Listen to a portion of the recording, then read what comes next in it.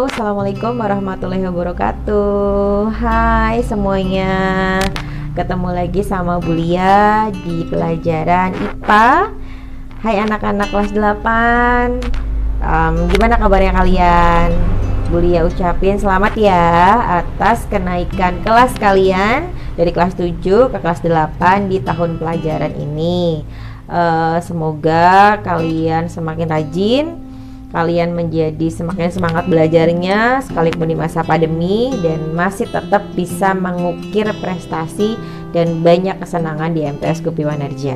Oke, pada pertemuan kali ini Bulia akan membahas tentang sistem gerak pada manusia. Untuk memperjelas tentang materi sistem gerak pada manusia, kalian bisa mengikuti materinya pada video pembelajaran berikut ini. Silakan. Sistem gerak pada manusia, subbab rangka manusia.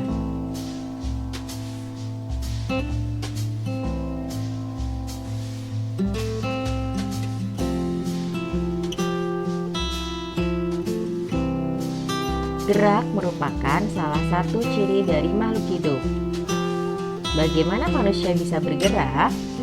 Itu bisa terjadi karena adanya kerjasama antara tulang sebagai alat gerak pasif dan otot sebagai alat gerak aktif.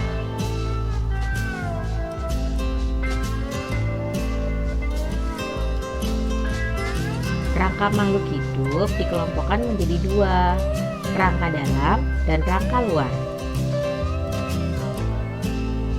Manusia tergolong sebagai endoskeleton karena rangkanya berada di dalam tubuh. Fungsi rangka ada 4, guys.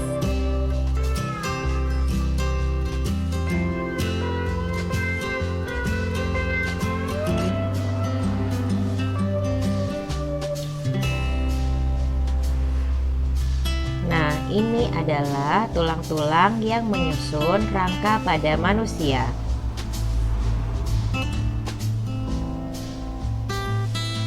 Berdasarkan bentuknya, macam-macam tulang pada sistem rangka ada 4. Apa aja? Yang pertama adalah tulang panjang, tulang pipih, tulang pendek, dan tulang tidak beraturan. Struktur tulang pada manusia tersusun dari tulang spons, tulang kompak, pembuluh darah, sumsum putih tulang, dan periosteum. Masing-masing memiliki fungsi yang berbeda-beda ya. Nah, periosteum ini adalah membran yang melindungi tulang. Di bawahnya periosteum ada tulang kompak atau disebut juga tulang keras.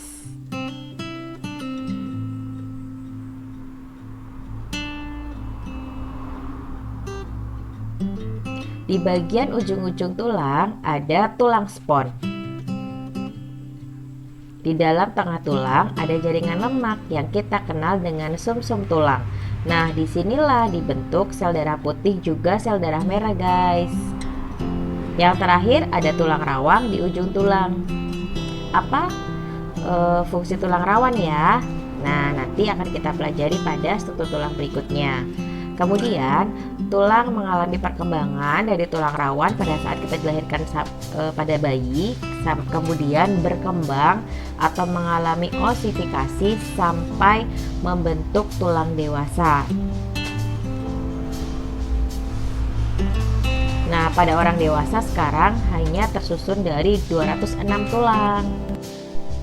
Oke, yang selanjutnya adalah sistem gerak pada manusia subbab sendi.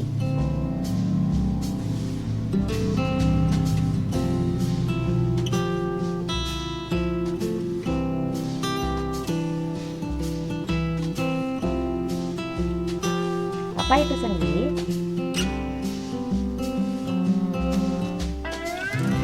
Sendi adalah tempat bertemunya dua tulang atau lebih.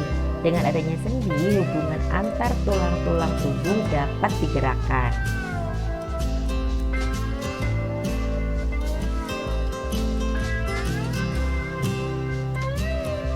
Berdasarkan banyak sedikitnya gerakan, sendi ada 3, sinartrosis, amfiartrosis, dan diartrosis. Nah, ini akan kita bahas diartrosis. Nah, pada pertemuan sendi itu biasanya ada tulang rawan, karena tulang rawan itu susunannya lunak sehingga memudahkan gerakan yang fleksibel. Sendi yang dapat digerakkan yang pertama adalah sendi peluru. Kita bisa menemukan pada tulang belikat dan tulang lengan atas. Sendi peluru bisa menyebabkan gerakan ke segala arah. Yang kedua adalah sendi engsel. Bisa kita temukan pada hubungan tulang lengan atas dan tulang lengan bawah. Sendi engsel menghasilkan 2 gerakan saja. Maaf, 1 gerakan guys. 1 gerakan ya, sendi engsel ya. Nah, yang selanjutnya adalah sendi putar. Kita bisa menemukan sendi putar pada tulang atas di leher dan tulang aksis. Jadi kepala kita bisa memutar. Yang keempat, sendi pelana. Sendi pelana bisa ditemukan pada hubungan tulang telapak tangan dengan tulang ibu jari. Kita bisa menggerakkan 2 arah guys, ke kanan dan ke kiri. Coba deh jempolnya digoyang. Nah, ke kanan dan ke kiri kan. Yang terakhir, sendi geser. Pada sendi geser ini kita bisa menemukan pada tulang pergelangan tangan, sehingga kita bisa menggesernya. Jadi pada sendi diartrosis atau yang digerakkan ada 5 ya. Oke, sistem gerak pada manusia sebab yang terakhir yaitu otot. Jadi seperti yang dijelaskan di awal ya, bahwa sistem gerak manusia itu tersusun dari tulang dan otot. Tulang sebagai alat gerak pasif dan otot sebagai alat gerak aktif. Kenapa otot menjadi alat gerak aktif? Karena otot itu memiliki sifat bisa berkontraksi dan berelaksasi. Kalian bisa mencoba dengan menekuk dan meluruskan lengan kalian ya. Nah, otot adalah penggerak bagian-bagian tubuh. Seperti yang disebut tadi, maka dikatakan sebagai alat gerak aktif. Dan amazingnya, hampir 35-40% massa tubuh kita tersusun dari otot loh guys.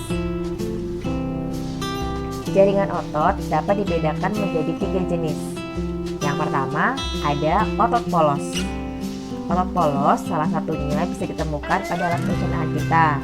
Otot jantung jelas ditemukan di jantung. Otot rangka itu adalah otot yang menempel pada tulang-tulang kita. Nah, otot rangka ini sifat-sifatnya di bawah kontrol kita. Jadi kita menggerakkan otot rangka kita secara sadar. Makanya kita cepat capek kan kalau jalan, lari, dan bergerak.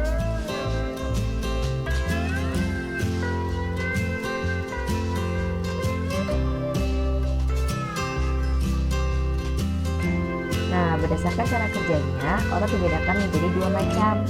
Otot sinergis yang saling bekerja sama,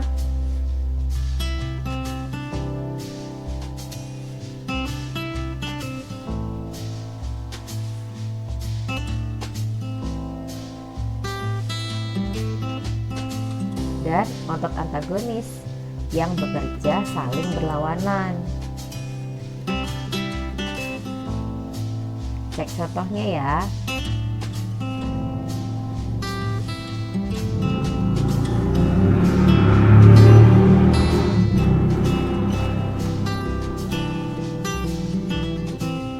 Nah, selanjutnya kita akan membahas gangguan dan kelainan pada sistem gerak manusia. Yang pertama adalah riketsia. Kita mengenalnya dengan kaki berbentuk O. Kenapa bisa terjadi? Karena kekurangan kalsium, fosfor, dan vitamin D pada saat pertumbuhan.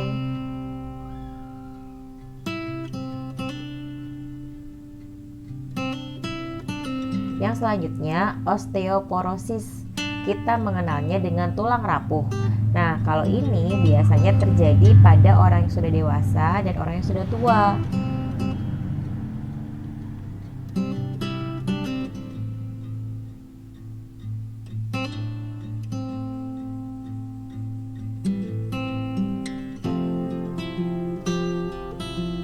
Yang ketiga, artritis atau radang sendi.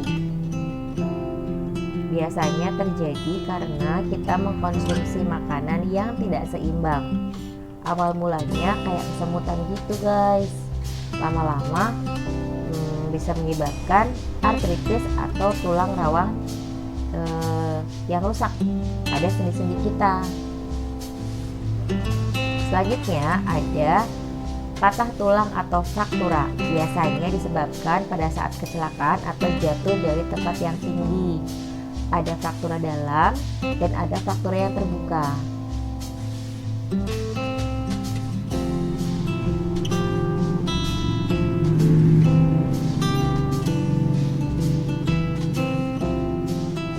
Nah, yang terakhir ada kifosis, lordosis, dan skoliosis. Ini kelainan pada tulang punggung ya guys, disebabkan karena cara duduk yang tidak benar, cara berdiri yang tidak benar, dan cara pada saat kalian melakukan aktivitas.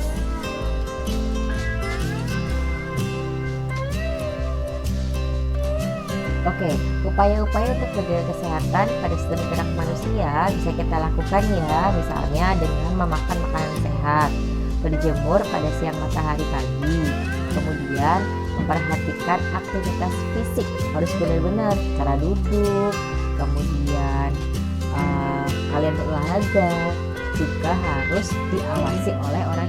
Nah, setelah kalian mempelajari sistem gerak pada manusia, Bulia sangat berharap kalian membuat resume atau catatan-catatan kecil di buku catatan sekolah kalian. Kemudian kita akan bertemu lagi pada video pembelajaran berikutnya dengan materi sistem gerak pada hewan dan sistem gerak pada tumbuhan. Terima kasih untuk hari ini. Assalamualaikum warahmatullahi wabarakatuh. Bye.